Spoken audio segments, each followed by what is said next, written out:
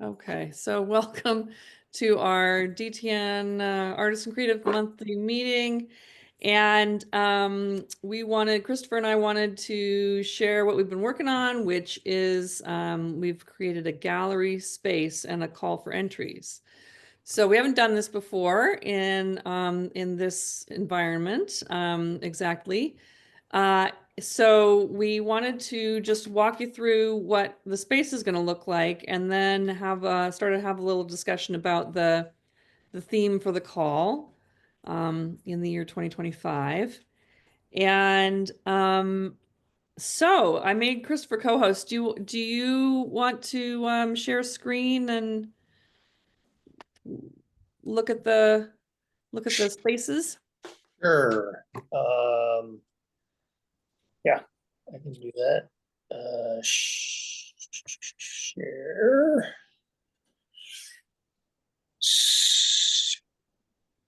screen.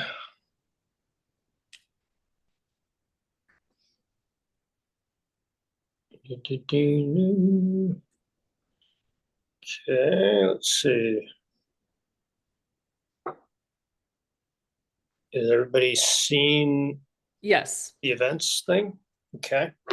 So I'm on this is the iPad app, but the navigation is pretty similar for the website if you're on the website. Yeah, so really only three things to highlight in terms of what we've been working on. I'll start with kind of the semantic. The three things that I'll talk about are the watering hole, the gallery, and wayfinding. So the watering hole is the excuse me, I'm just getting over a cold, so I frequently choke. The watering hole is the renamed feed, so no different functionality here necessarily. The thing to point out is we have also created, as we'll see in a second, we've also created within the gallery a couple of comment / active discussion sections that we hope become active. And the distinction is that here, as the nomenclature of watering hole kind of in tones, the intention is for this area to be kind of general conversation between and betwixt us as a community. Again, it's somewhat specifically not art specific and not art making specific. And so in general, the types of things that have been posted here in the past have generally been the types of things that we hope will continue to be posted and hopefully actually become more active.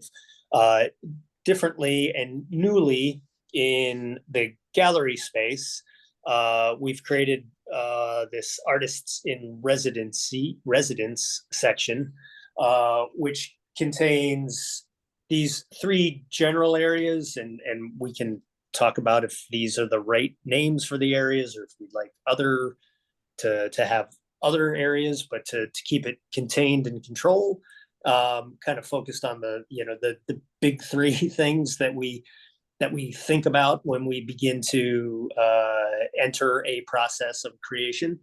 And so each of these process materials and forms is intended as a prompt, intended as a bucket to contain and hold conversations around process material and form. And really our intention here, as we've talked about in all the community meetings that we've had leading up to this, is to really begin to have a dynamic artist community conversation around things that are challenging us, motivating us, questions that we have, discoveries that we've had, and really begin to bind us together more as an arts collective, an arts collaborative, as opposed to a bunch of people who come together once a month and just chat.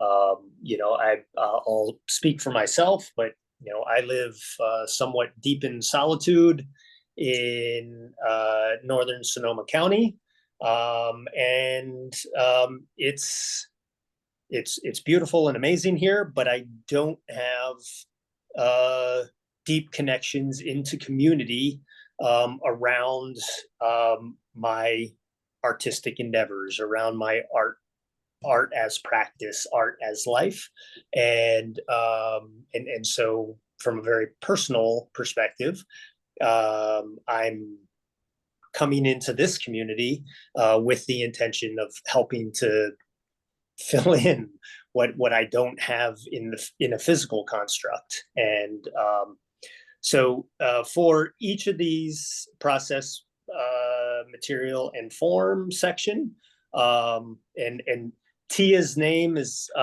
as host on all of these because she was good enough to do the heavy lifting in terms of helping us understand technically what Mighty Networks was capable of and what it was not capable of. And so kudos to her that she was the one who configured all of this based on input from Christine and I.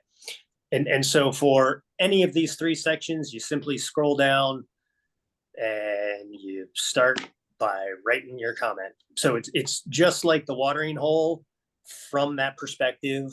But again, we've got these three high-level sections that we've suggested.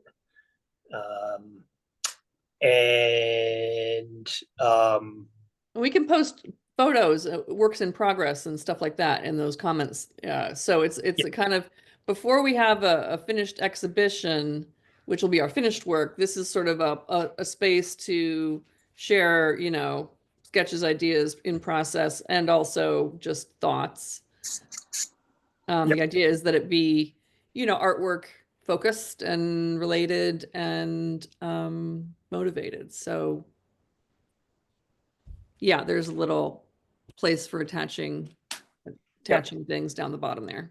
Yeah, if anybody mechanically isn't familiar with Mighty Networks, so you come in, you click in to write a comment, just hit that plus sign and the icon for either choosing something from your photo library, attaching a GIF from your file system, or and then the paper clip is for a non-image file, and you just post them in there. Do you have to give them access to your photos or your files somehow, or can you just copy and paste? No, it's a copy and paste, drop and drag. Terrific. Yeah. Thanks. Yeah. No, there's no granting access malarkey. Yeah, it's just it's an upload, right? Yeah. And before before I go on, any questions, comments on the distinction between the watering hole and the artists in residence comment sections, or anything about the artists in residence section in particular? Anybody want?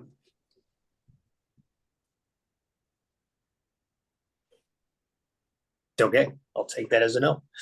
And so before we get into the call that will eventually occupy this this exhibit space thing, which is nothing right now, I'm just going to highlight the wayfinding.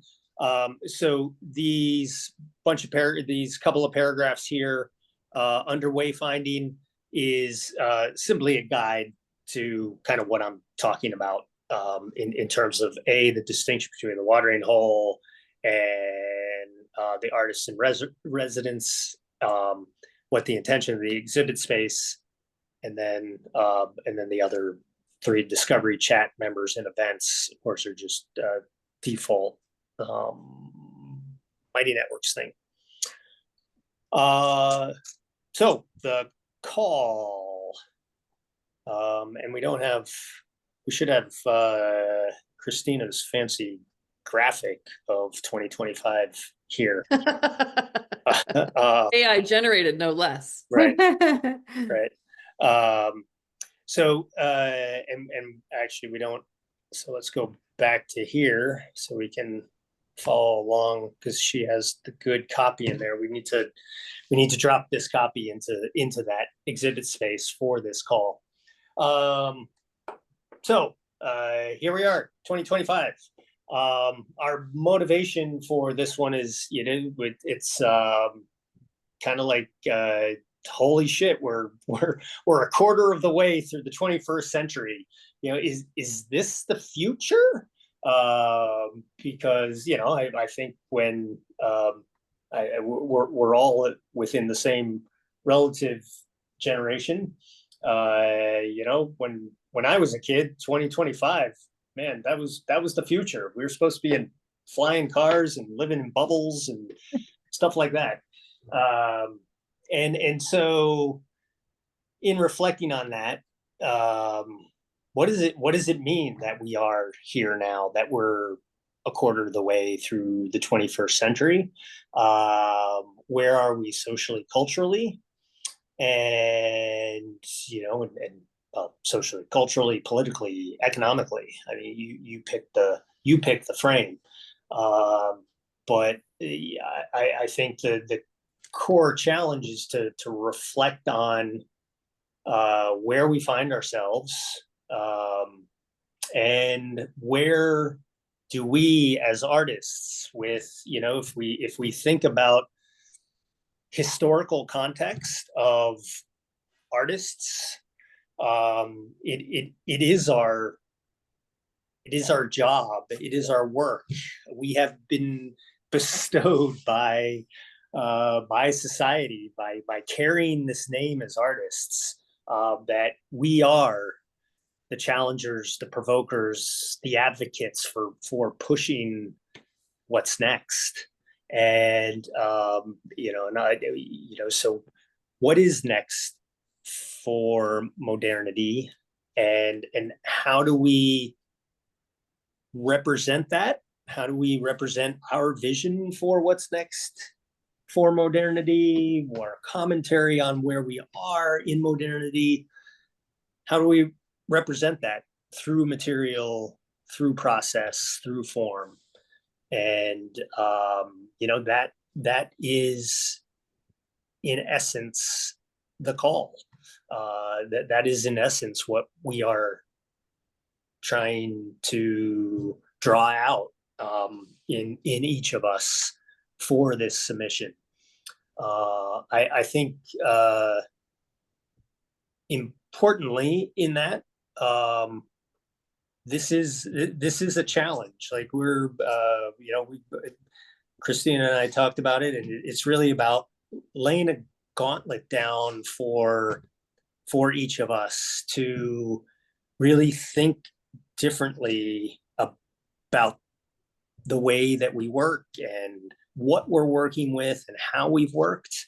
And I said to Christina as we were preparing for this, this is a call for absolutely new work. Like anything started before, when are we, 12:20 Pacific time on the 28th of January doesn't count. Like it's starting now. And with that, in seriousness, with that, challenge all aspects of what we've worked with, how we've worked, the forms that we've created in the past, the things that we're comfortable with. The challenge is to rethink that.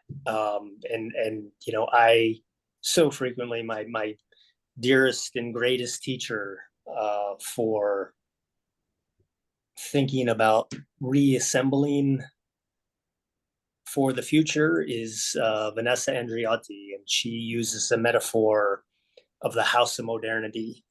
and our job is to rebuild the house of modernity, or rebuild the house that modernity built.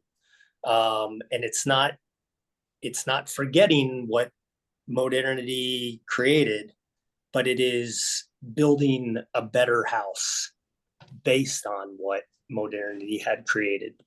And so for me, what's her name again, Christopher? That's Vanessa Andriotti, yeah, she uses. I'll put it in the Yeah. chat. Thank you. I just read her book a couple weeks ago. Fantastic. Yeah. And she just published a new short little book. That is amazing. I'm only like 10 pages in, but it's she's having a conversation with an AI chatbot, Oh, really? you know, and through her lens, it's just, oh my God, it's freaking amazing. Is that out? Like, It is out electronically. Hold on, let me find the name. I literally, it just came through. Yeah, if you I subscribe, can find it probably. yeah, if you subscribe to her group is gesturing towards Yeah. colonial futures. Yeah. If you Yeah. subscribe to their newsletter, you Yeah. Okay. get it.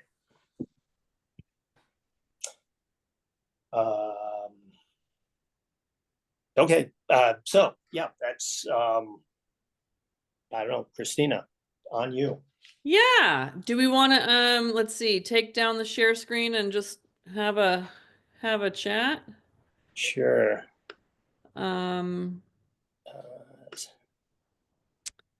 Great. Okay. So,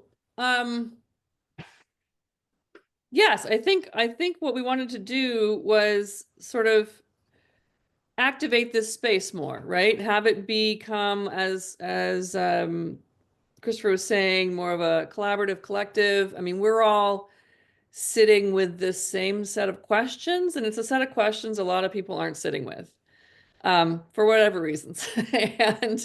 And so, you know, it's one of the, once you know, and you can't unknow. And so this becomes the focus of our work. And so how can we, you know, activate this corner of the Deep Transformation Network around creativity?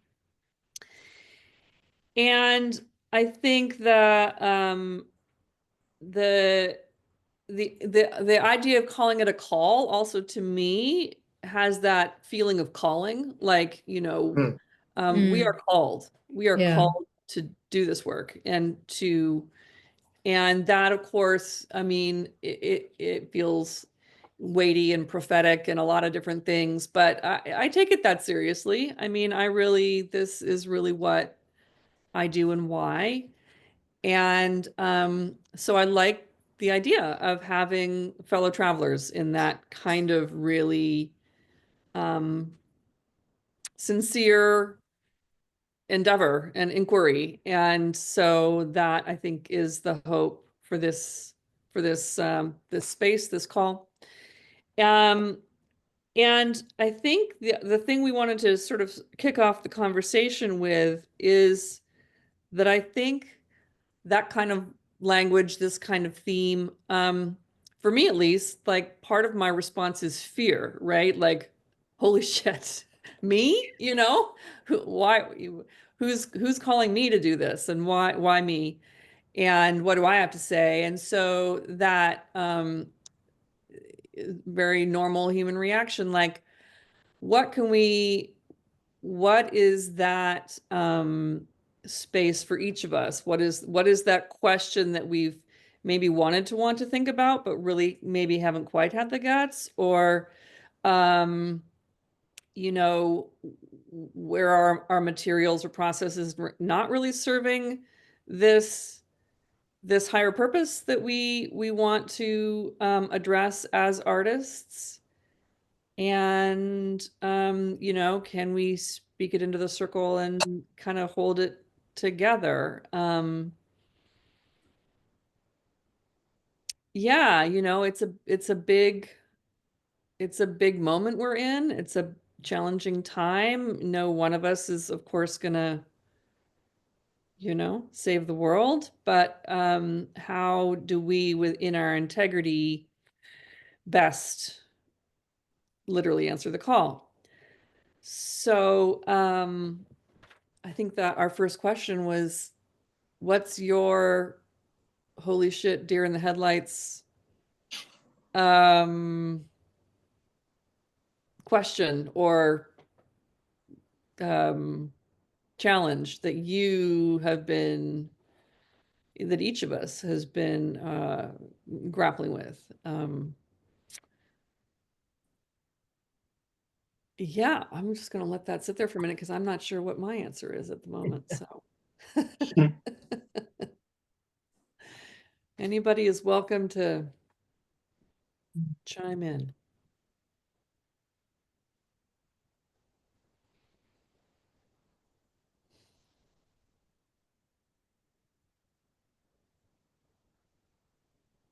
Well, first of all, thank you for Christopher and Christina and Tia for formulating this structure that we can work with moving forward. So I see it as pretty straightforward in terms of working through this portal. The issues of being on the calling and moving forward is at times overwhelming, but it's I think all of us as artists or human beings have made ourselves vulnerable over many years, and that's what I think one of the ingredients for being an artist is in this culture. So in this other group that I'm working with and learning with in bioregionalism,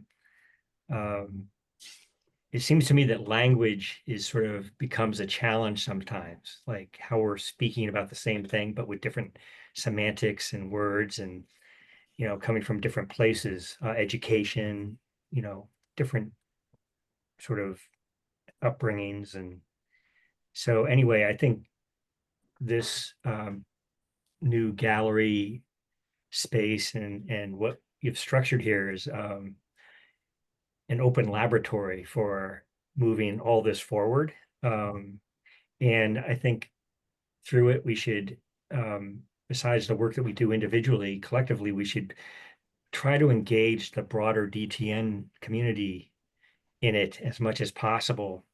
And I guess one of the key issues is how do we integrate what we're all doing individually and collectively with the overwhelming flow of information that we're being bombarded with, both through just DTN and in the world in general about what's going on the planet in our communities.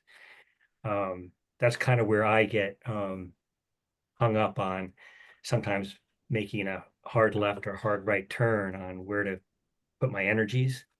But I find this situation and community helping to give me not just hope, but new options for potential, projects and resolutions, along with these other things that I'm connecting with, both locally and through the technology. So anyway, yeah, thanks for moving this forward.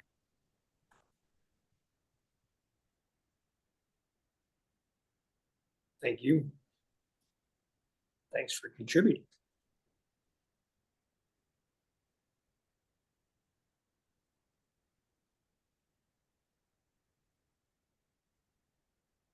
I guess the other thing that I would sort of follow up on is I made a comment in the invitation to this calling is there a way to, in addition to saying in the year 2025, which is fairly abstract in a way, verbally, I mean, and how to Intentionally. yeah, just subtitle it like some way, and that's, I don't know whether you agree with me or not, but I find that when it's too abstract, you get this like dispersed focus as opposed to a focus that is more intentional. Yeah. So, Well, it's harder. Yeah, it's sort of like the holy shit, I don't know what yeah, sometimes there was a call for art that I didn't do. I couldn't do it at the time. I'm a book artist. Well, that's one of the kinds of art that I like to do. And the word was emergence, and it had such, it's a great word, right? And so it's sort of like the idea was, what work speaks to transformation and something new, like something new coming into being.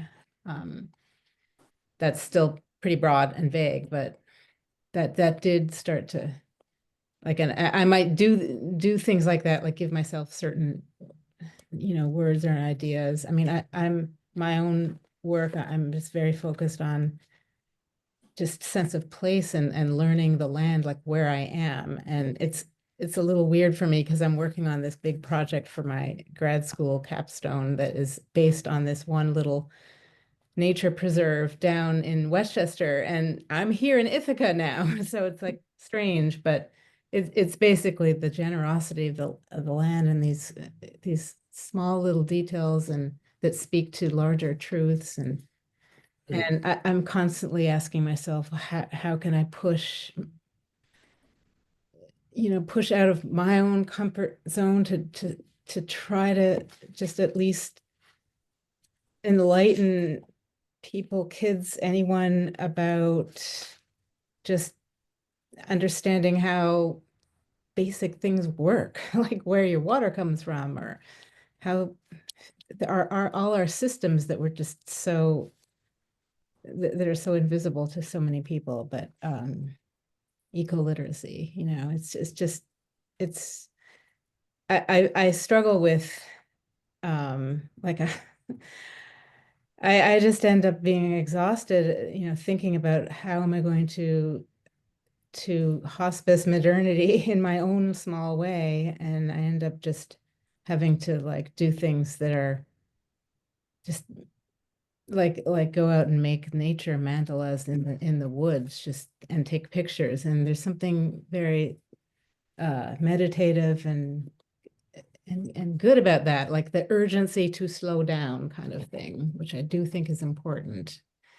But then I'll just say one other thing that I struggle with that is sort of like this like paralyzing thing is that we're in this paradigm of capitalism run amok. And if I want to do something that has reverence for something that I believe that everyone should care about, the earth and this or that, or a local place, then, to try to get your art out there, what ways are resist the capitalist institutional model gallery, like, and there are, luckily in Ithaca, I'm plugging into some really great other groups of people that are asking these questions, but it's just hard, like, because it comes down to, okay, I either have to apply for a grant or sell my cards, and like, to make you're forced to deal with the system we're in, and it's hard. Yeah. Totally hear you on that. Yeah. It's been a central theme of my reckoning for Yeah. the last years. How do you navigate the art world without navigating the art world? Yeah. Yeah, I think that's what's coming up for me too, is really almost less about the materials and forms, maybe something about process, but really more about that underlying system for, yeah, sharing the work,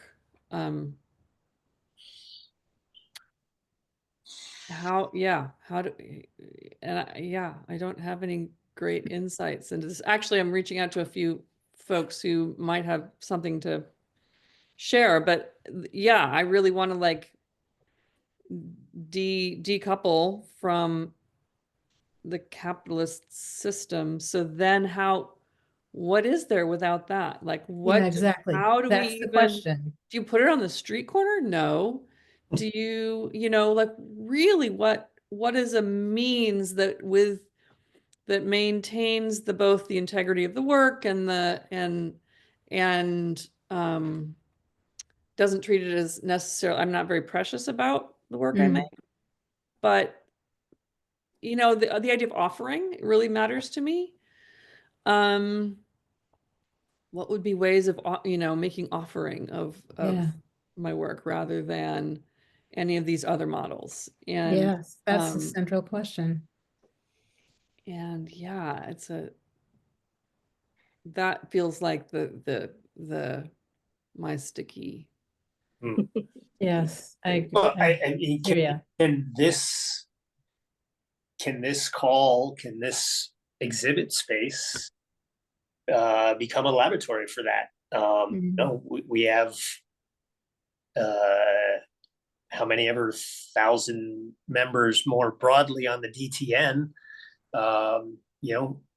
It is in and of itself the potential as an economy, and commerce.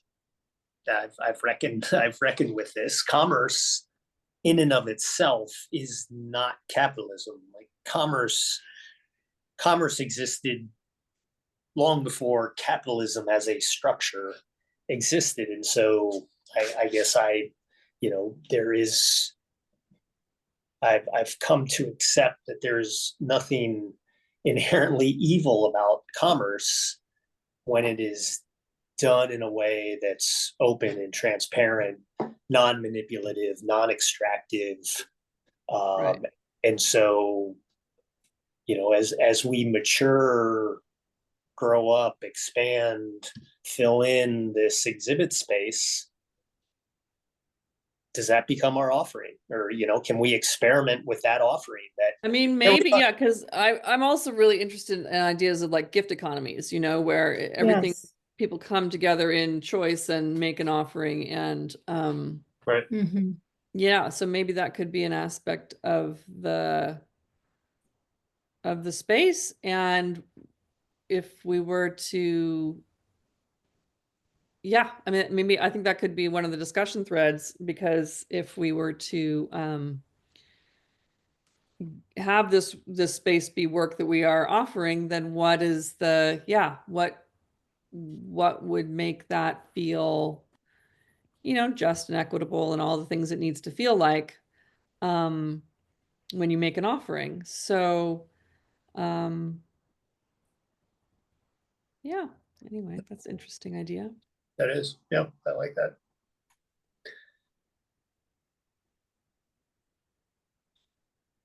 I'm really resonating with what everyone is saying here. And I know, Karen, you said you have this urgency to slow down, and I feel that urgency just really deeply. And also the same thing that you all mentioned earlier, which was to just, really almost throw everything out, and now it's got to be something different. Now it's got to be something new. Now it's just, we're in a different playing field. And it's almost like I have to say, geez, I really have to learn like a whole new language now. But I really do. There is like an entirely different thing that has to occur. And I'm brought to a kind of reality, more of a wake up. There are all these wake up calls happening all the time, all around us. But a big obvious one is this LA fire. This morning I'm reading about how, I think it was yesterday that our president said something like, oh, you just got to get a truck and clean up and it just get it done. And I don't know if you guys heard that, but it was just a simple like, oh, cleanup will be very easy. And then today I'm reading about how folks are because there are kind of savvy folks, and they realize that when you burn a house down, especially in a populated area, your house is basically creating a hazardous waste site. So anything that burns down, including your home, and the materials made for your home and everything inside, creates this hazardous waste site. And so that, and for me, I'm always thinking about how an idea, or where is that place where suddenly something became real for us as a whole in society. So for me, an example of what was, maybe like 20 something years ago, we all knew that BPA wasn't really good for us. People in the know knew. And then suddenly, like, the average person was thinking, wow, BPA is bad for us. We shouldn't have baby bottles made out of BPA. And, and it's like suddenly, and I would ask, where did you hear that? What is that thing that turned your mind and now you are convinced that this is real? Oh, I saw it on the 6 o'clock news, and I was like, wow, okay. So they really took it seriously because they saw it in the news. Even though many of us do our own homework and we figure out these things years before, it's not a reality until somewhere we have, somewhere something has allowed it to become real.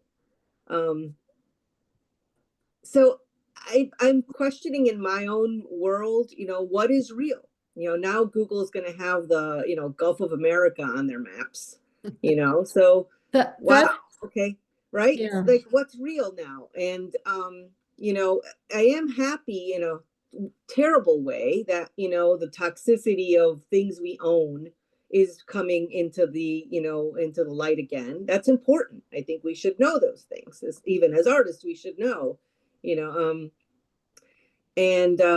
it's important for the average person to see that as like a reality. Like, this is why we're like literally on alert all the time. So I kind of feel that, again, it's that discomfort that I'm dealing with almost on a daily basis for the past, I don't know, 6 months or so. I've been in that place where I think I have to completely do something different. So in my own life, I've been kind of in this disconnect with social media in general. I literally just logged off, Instagram, Facebook, and Messenger. By the way, it's so hard to log off. It took me like hours to log off. And it's just been a time of real deep reflection. Like, what is that next thing? And I've been thinking about that for months. So I completely understand, that again, I've been deeply connecting with local forestry folks, a lot of agroforestry folks. I've been on that road for a while now.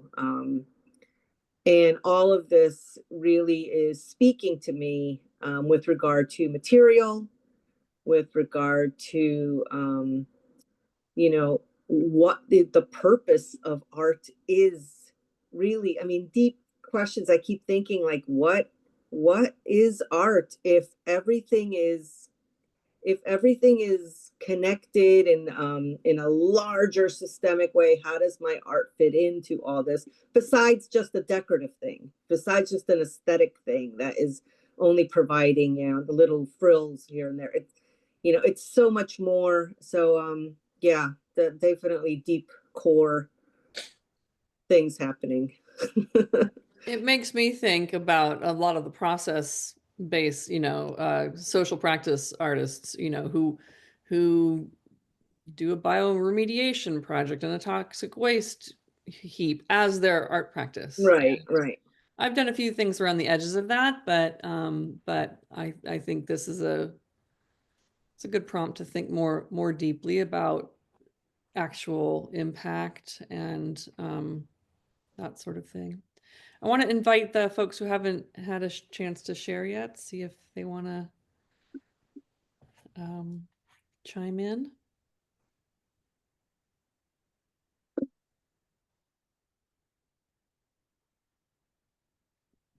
Thank you for putting on today. I wonder if Taya did a lot of work in setting up the site. Is she not present? She couldn't be here? She has a conflict at this particular meeting time. She said she'll be able to join us occasionally, but yeah, is there, well, we can convey any messages, or she's been pretty active in the space, and I'm sure will help us get going. She's part of the Hearth Keepers Circle, which is one of the sociocratic circles to kind of husband or wife the DTN and turned into Yeah, let's not say that. into health. So anyway, that's why. What part of the world does she live in? Taya, I think, is in England. Oh, she's in England. Okay. Yeah. Good to know. Thanks.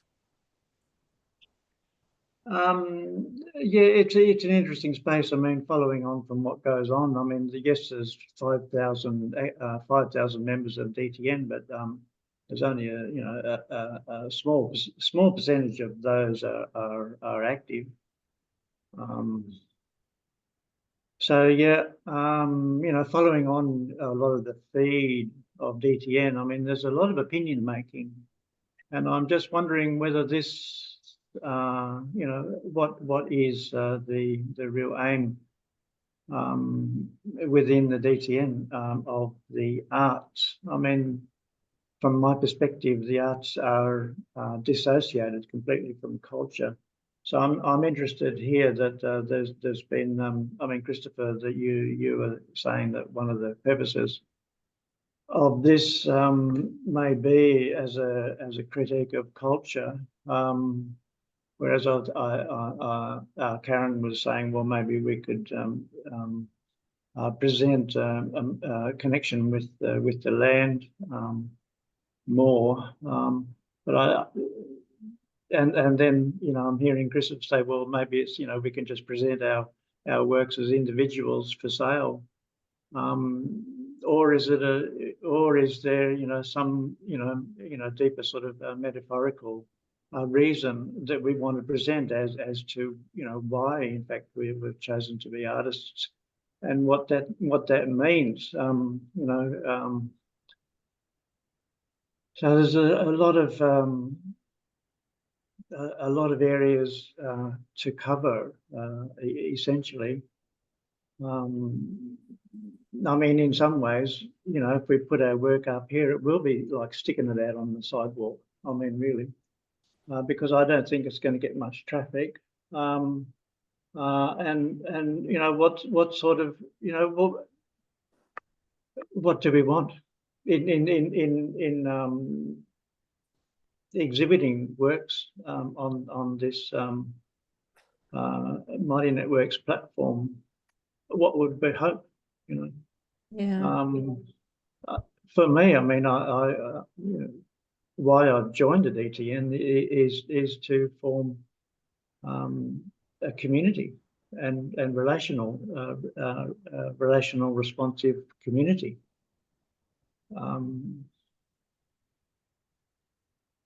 But I mean, art is an individual thing. So how does the individual then form community?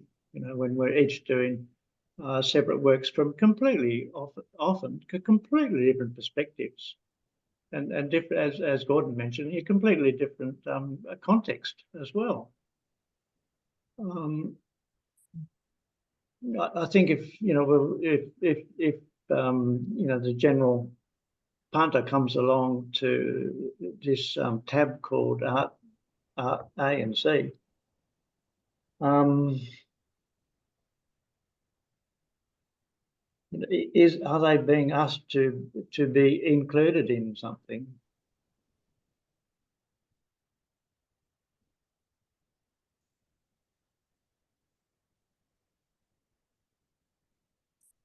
It's a good question. It's a good question. It has been really challenging to kind of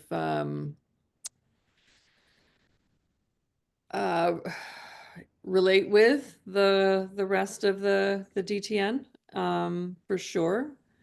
I see that as one of the, like, there's this cultural barrier between artists and people who don't think of themselves in that way.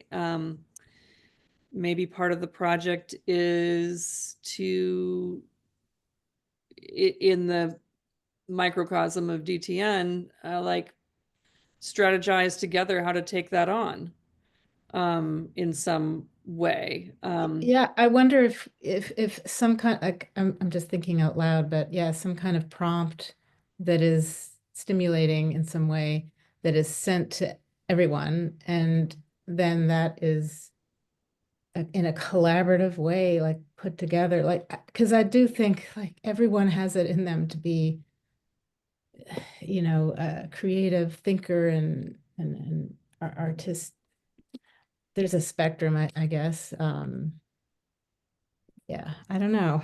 It is I don't know what the aim is here either. You know, it's like just to get support for like, holy shit, what's going on? What am I doing? It's helpful, but you know, it's like what can grow from that that can be really that can feel impactful. I don't know. I have something I could add. Yeah. Thank you, Peter, for, is he still on? He dropped off. I think he had a He froze. connection okay. problem.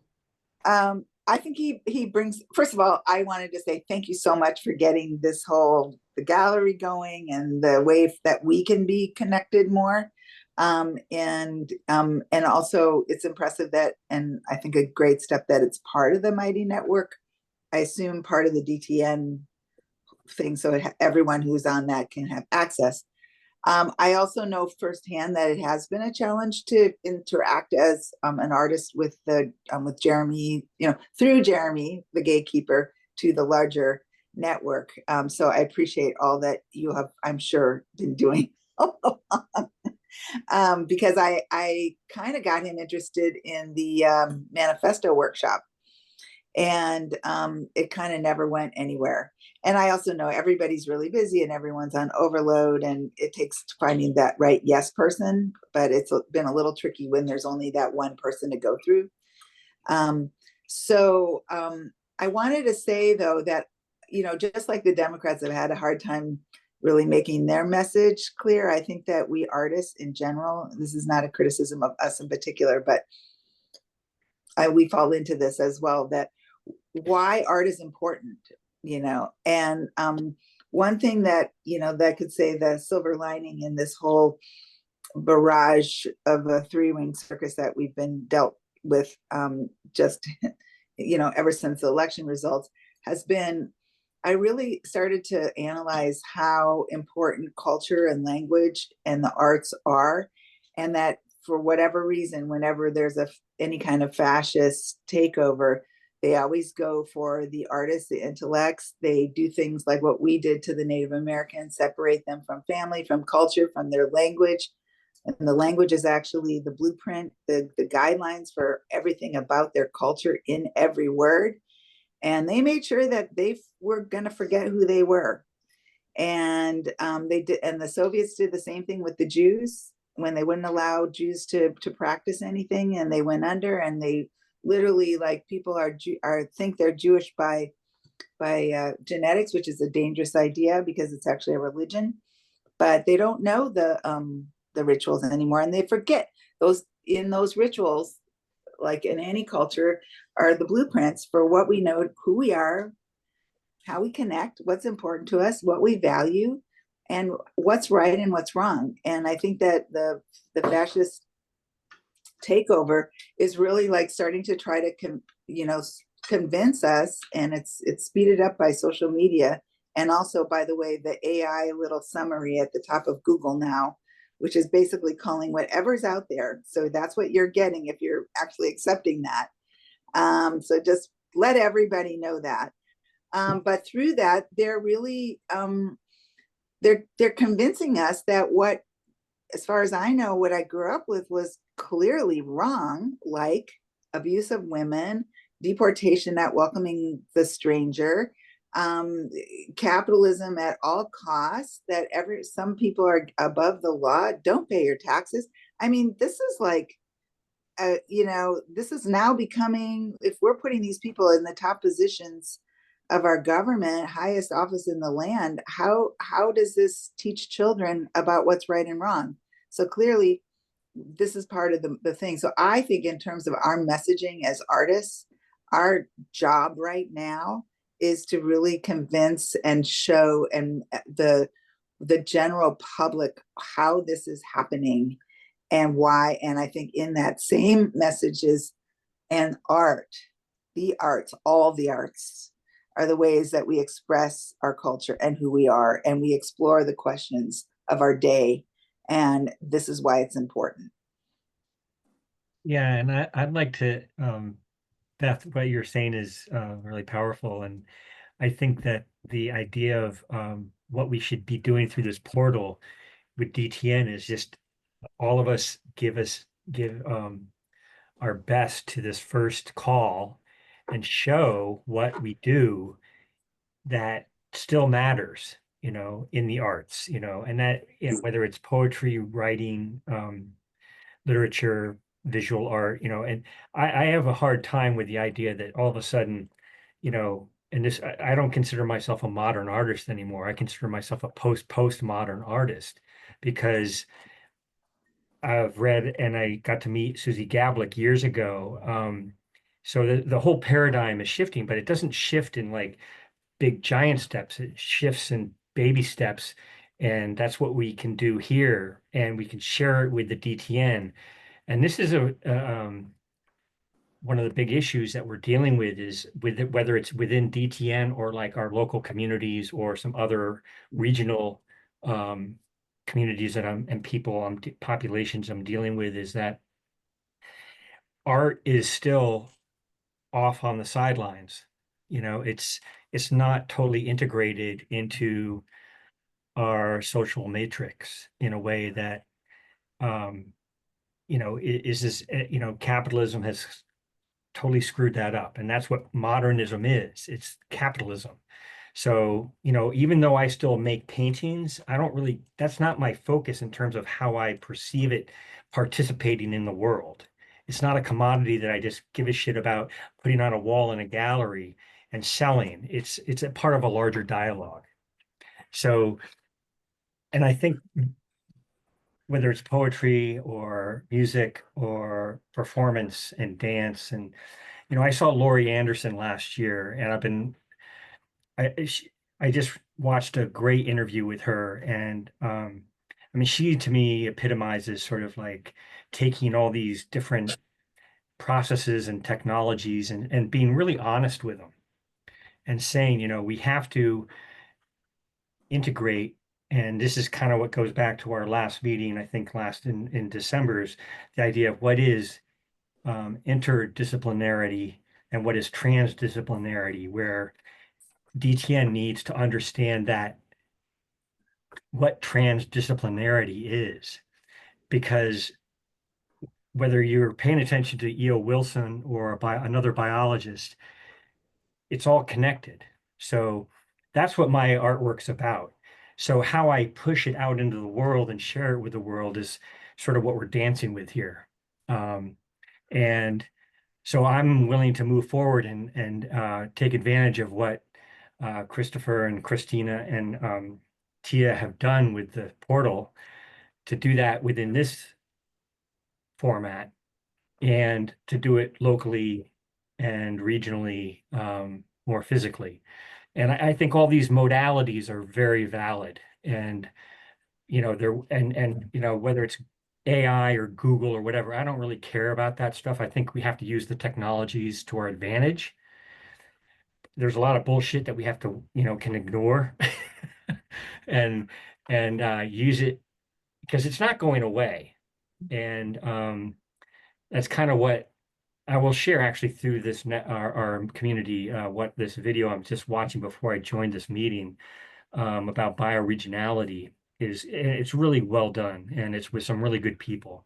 And it goes to the idea of what staying connected to the land and your community. And it's very complex, but it's also simple. And so doing that dance back and forth is, I think, really important.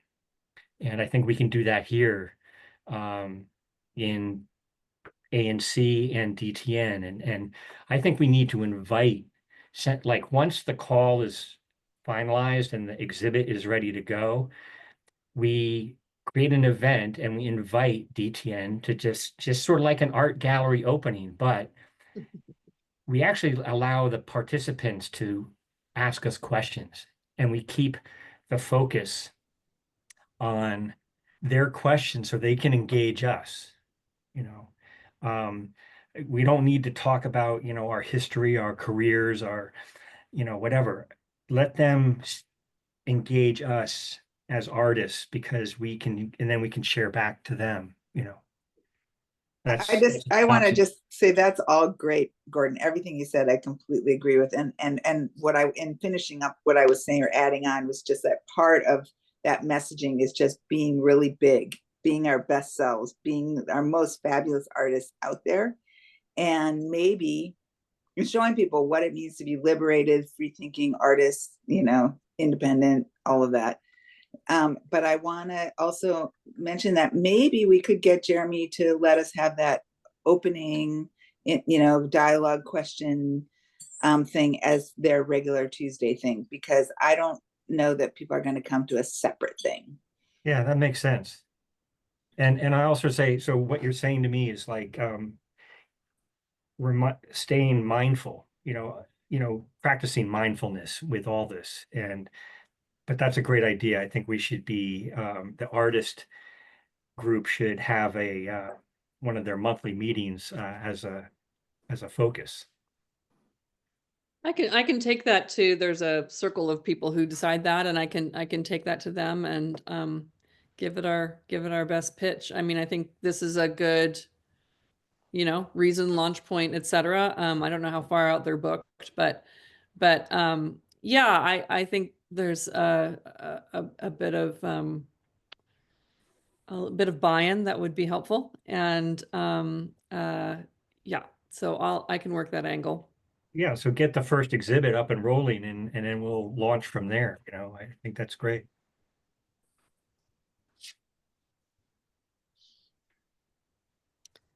So we should probably wrap up pretty soon. We don't want to take your whole day. Do people just have each of us want to share a takeaway, or the thing we're going to go forward with as a question? Sometimes it helps to have a little consolidation.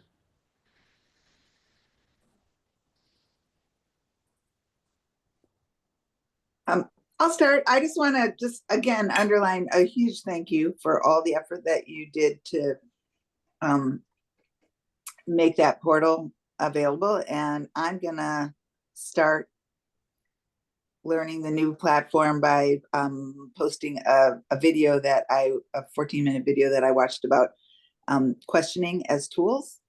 And I'm going to continue to gather people in every way I can. I've got a bunch of events lined up, table talks about the golden rule and finding harmony with our fellow citizens, and a big art sharing evening, and another workshop about bringing unfinished projects to the library. And I feel like, honestly, it doesn't matter what the workshop or gathering is about. It's just about making sure that people feel welcomed, have a chance to come in and feel connected, present, enjoy each other, away from all of the doom scrolling, and hopefully energized to take care of themselves and everyone around them, and be kind and do the right thing out in the world, and do it big, and remember who we are. So that's what I'm taking away. Is that all, Beth? That's all. But good for you. Yeah, we got this. We got this. And I just want to thank all of you. It's really nice to have different groups that I connect with and get to share my thinking with and hear all of yours. So thank you. And thanks for keeping it going, both you, Christina and Christopher, and everybody else that's involved. Thank you. You.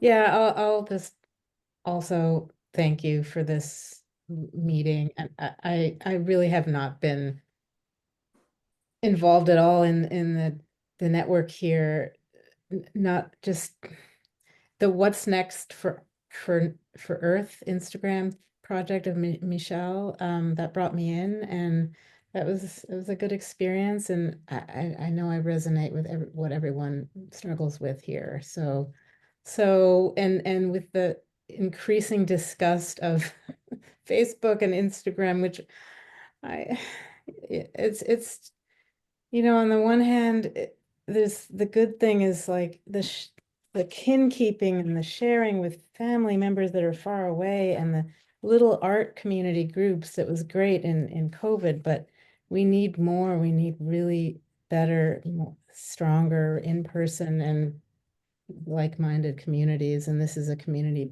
building type of thing that resonates with. I just, I'm not sure what our aim is here, but maybe that's a good question to sort of chew on for this call, and yeah, so thanks. Yeah. Thank you. Yeah, thanks, everybody. I gotta go. Ditto. Yep. Take care. Thanks, Gordon. Yeah, I think we'll wrap it up unless right. anybody had a last thought. Good. Thank you, everybody. Okay, I'll post the recording. Thanks. Thank you. Take care. Bye.